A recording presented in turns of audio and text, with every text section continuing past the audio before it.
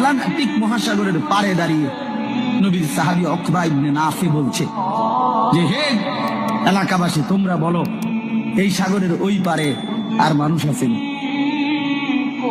তখন জনবাসী, এলাকাবাসী বলছে, এই সাগর তো অথই সাগর, আমাদের পূর্বপুরুষ থেকে কারো জানা মতে এই সাগরের ওই পারে মাটিও নাই, মানুষ তো হলো এ তো অথই সাগর, এর কোনো কুল কিনারা নাই।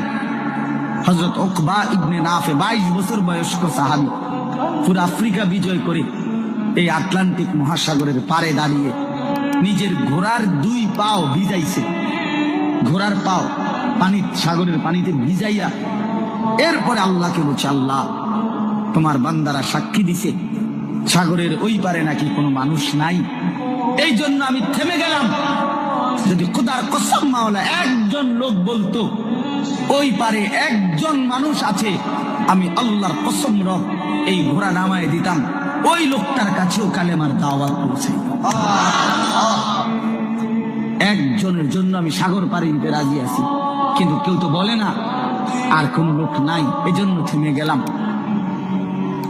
এই ছিল জিন্দেগি।